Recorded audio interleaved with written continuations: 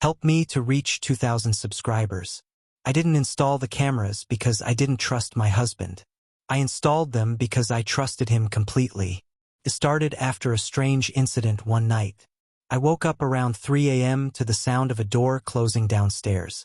Our bedroom door was shut, and Daniel was sleeping beside me. Or at least I thought he was. When I touched his side of the bed, it was cold.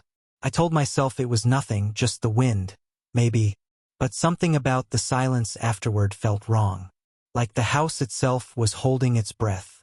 The next morning, he smiled as usual, kissed my forehead, and asked if I wanted pancakes. I almost told him what I'd heard, but the warmth in his voice disarmed me. Instead, I laughed it off and said, "You're acting too perfect lately. What are you hiding?" He winked, just trying to make up for being bad at surprises. That word, surprises, would haunt me later. A week later, I had the security cameras installed. 3 of them. One in the living room, one near the front door, and one in the bedroom.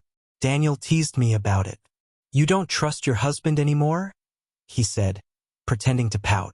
"Not that," I replied, smiling nervously. "It's just, the world's getting crazy. It makes me feel safer." He nodded, wrapped his arms around me, and whispered, "Whatever helps you sleep at night." But after the cameras went up, I started sleeping less. The first few nights were ordinary, nothing unusual. But on the 4th night, around 2:47 a.m., the bedroom camera caught movement. Daniel sat up in bed, his face dimly lit by the moonlight slipping through the curtains. He turned toward the empty space beside him, my side of the bed, and smiled. First, I thought maybe he was dreaming. His lips were moving, but there was no sound. Then I realized he was whispering, talking softly to someone who wasn't there. "Hey, you're here again," he said. His voice was faint, affectionate. "I missed you." My heart pounded as I leaned closer to the screen. He reached out a hand, hesitant, tender, and brushed his fingers through empty air. His expression softened, the kind of softness he hadn't shown me in months. Then he chuckled quietly. "You always smell the same, like rain." I froze. The camera glitched for a second. Static flickered across the feed, and then it showed him lying down again, his arms still stretched out as if cradling someone. The next morning, I tried to act normal. Daniel was cheerful, humming while making coffee. I asked casually, "Did you sleep well?" He nodded. "Best sleep I've had in weeks." "Any dreams?" I asked too quickly. He shrugged. "Nothing I remember." He was lying. I could tell by the way he avoided my eyes. I wanted to confront him, but what would I even say? "Hey, honey, why are you whispering to a ghost in our bed?" Instead, I spent the day convincing myself there had to be an explanation. Maybe he was sleep-talking. Maybe the audio picked up something wrong. Maybe, just maybe, I was seeing what I feared most. That night, I couldn't sleep. 3:02 a.m., I checked the feed again. Daniel was awake, sitting on the edge of the bed this time, his hand resting on his lap. He was smiling. "You shouldn't come when she's home," he whispered. I stopped breathing. He turned slightly, as if someone invisible stood right in front of him. "You make me crazy, you know that? You shouldn't smell like her. It makes me feel guilty." Smell like her? My throat went dry. Then, as if he could hear me through the screen, Daniel suddenly looked straight into the camera lens. His expression changed, calm, composed, as if nothing had happened.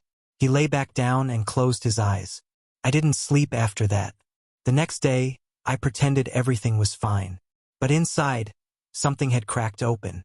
Every time he touched me, I wondered who he was imagining. Every time he said, "I love you," I heard the echo of that midnight whisper, "You shouldn't come when she's home." So I started watching every night. In one video, he laughed quietly and said, "You're jealous of her, aren't you?" In another, he murmured, "I'll find a way to make it work. I promise." The way he looked at that invisible presence, tender, guilty, desperate, wasn't how you look at a ghost.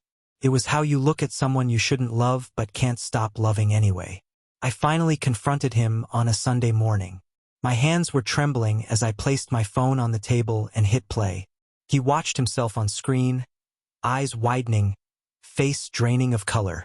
When the video ended, silence filled the kitchen. "What is this, Daniel?" I whispered. He opened his mouth, closed it, then looked away. "You shouldn't have filmed that." "That? You're talking to someone, Daniel. Who is it?" His jaw tightened. "No one. You're overreacting." I slammed my palm against the table. "Don't lie to me." He finally met my eyes, and what I saw there wasn't guilt. It was fear. "You don't understand," he said quietly. "You wouldn't believe me even if I told you. Try me." He hesitated, then whispered, "She's not alive anymore." My pulse stopped. "What do you mean?" He looked away. "Her name was Claire. We used to be together before you.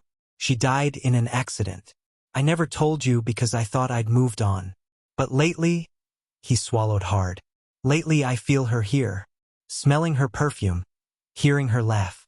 Sometimes, I see her sitting where you sleep." I stared at him in disbelief. "And you talk to her? Like she's your lover again?" Tears welled in his eyes. "I can't help it. She feels real.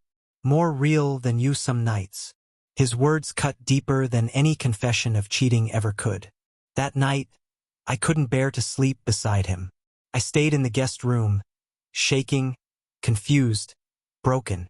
Was he haunted by guilt or by something else? Was this infidelity or insanity? At 2:56 a.m., I checked the bedroom camera again.